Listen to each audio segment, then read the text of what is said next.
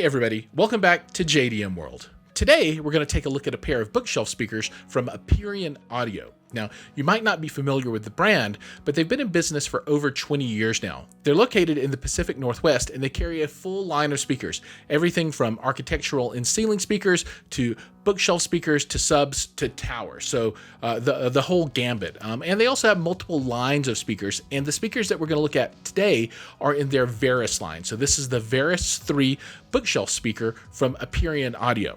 Now, before we get started, make sure to like, subscribe, and drop a comment down below if you've heard of this brand. I'm really interested to see how widespread the brand is, how many people really know about it, or if this is something that's brand new.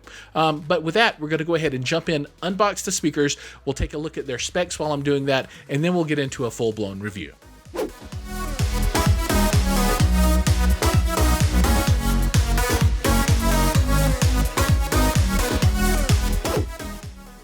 While we get these unboxed, let's talk a little bit about the speakers so you can know what they've got going on. So to start, they retail at about $640 for the pair as of the recording of this video. For the most part, Aperion is a direct sale company, so you would pick these up by going to their website and ordering. These bookshelf speakers are a two-way bass reflex design. What that means is that they have a tweeter, a mid-range, and they're rear ported. The tweeter is a 1-inch silk soft dome, which has a number of cool technologies built in.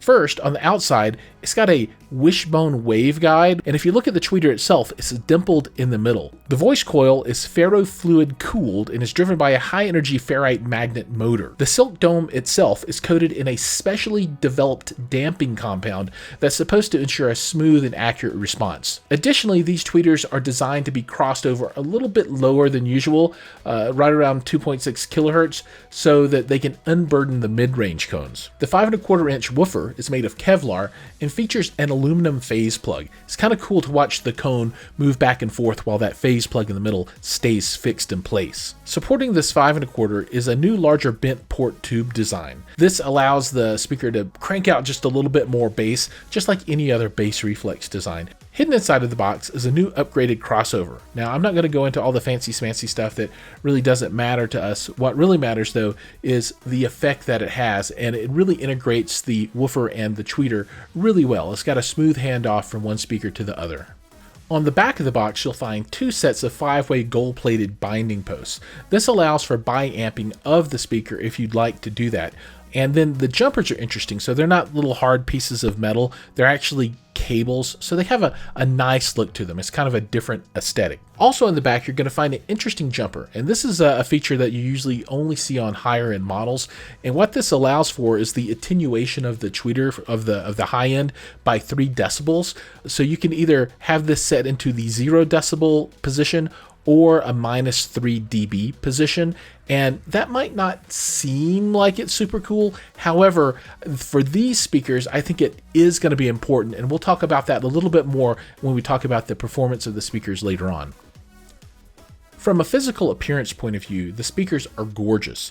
They come in either a high gloss cherry veneer or a high gloss piano black finish. And this is furniture grade, super beautiful type of finish, the type of finish that you see on high-end speakers. The speakers include a grill, and it attaches magnetically, so you don't have those ugly holes where you jam the grill on the front of the speaker.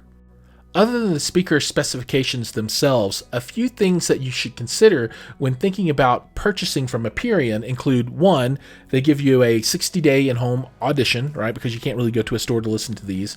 2, free shipping on everything all the time. These speakers, for number 3, include a 10-year transferable warranty, which is awesome.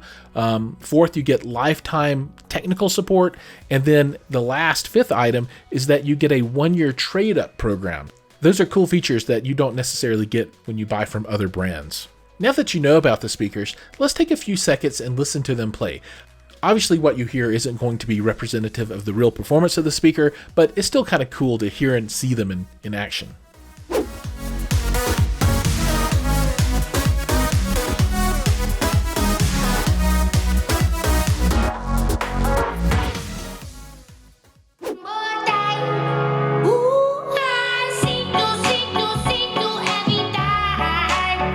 See mistake if they sleeping on me. Cause they getting insomnia, ADHD, hot drugs. slipping up. This is America. Don't catch you slipping up.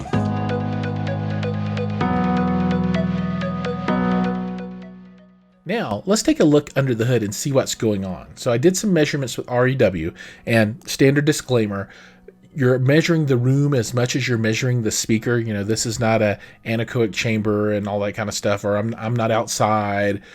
So, you know, there's stuff bouncing around. So, you know, this isn't a representation of what the speaker can do. This is a representation of what it's doing in my room. But you can kind of draw some parallels to what you might see in your room. So my room is about 14 by 14. And when you have a room of that size, you get this issue somewhere around 70 to 80 hertz, that big dip. So this is all room inflicted.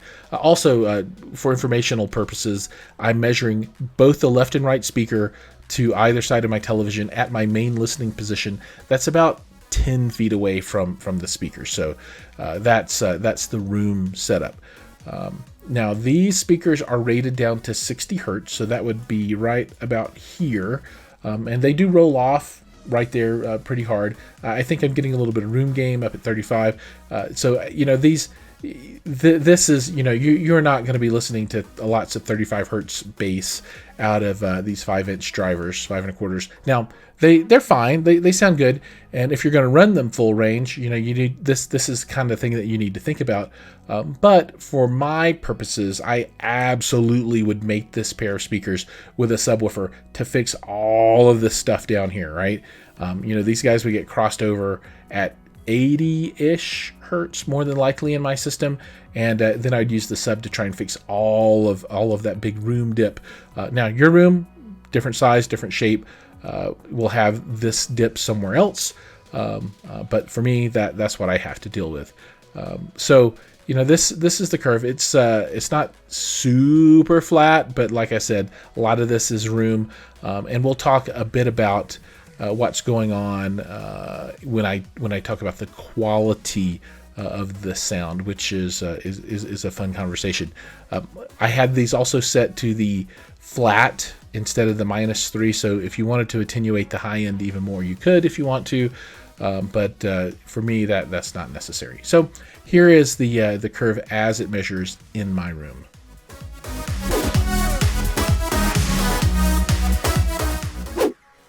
Now that you've learned about the speakers and you've listened to them play and you've seen their frequency response, I think it's time that I talk about my impression, what I liked and what I didn't like.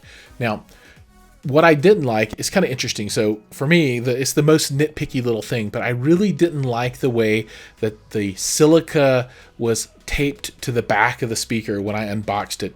That was super annoying to me. I know it's a small little thing, but I just did not like that at all. I just don't want tape on the speakers. Just throw the silica in there.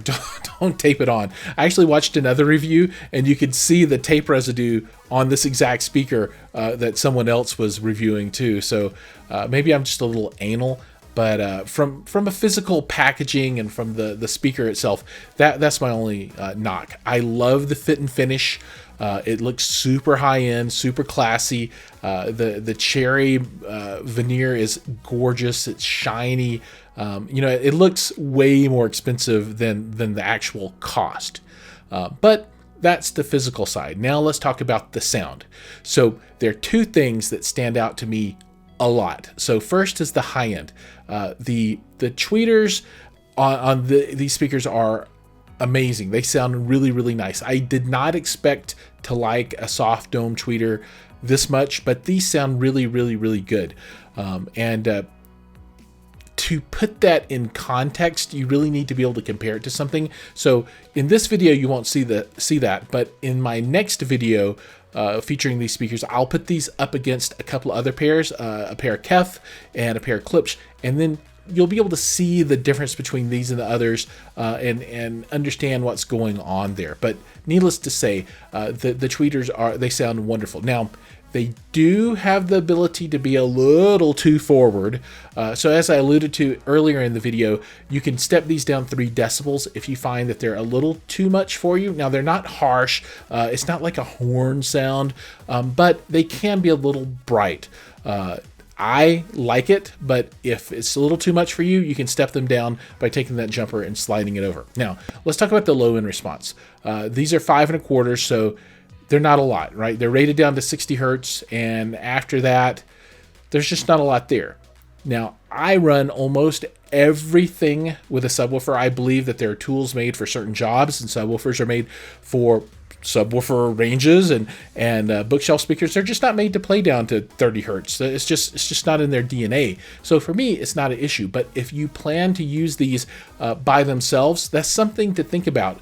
You could go with a speaker that has a 6.5-inch driver, and it would give you a little bit more output. Now, these are ported, they're rear ported, so you need to have them away from the wall a bit, and that helps the low end, but these are not going to thunderously shake your house or your apartment or your room or whatever you might have these speakers housed in. The sound is good. I like it a lot, but it's not super low, right? So my recommendation for these in a full range application where you need the low end, if you're going to use these to watch movies especially, absolutely pair this with a subwoofer. And it doesn't take a lot, but something. So I paired these with a 12-inch sub, and it was absolutely great. So in summation, these speakers absolutely surprised me. I had never listened critically to a pair of Aperion speakers before. This is my first set, and I'm very impressed. I can't speak to the lower end models because this is kind of the pinnacle of what they've got going on. But I really enjoyed my time with these speakers, and I absolutely would recommend them. Are they the most wonderful speaker that I've ever heard? No, but for $650, they're pretty damn good. You can't go wrong at that price point with these speakers. So thanks for watching. Make sure to subscribe, hit the like button, ring the bell, and drop some comments down below if you think these are speakers that you might be interested in trying out. I love them, and I think you'll like them too. Thanks for watching, and we'll see you in the next video.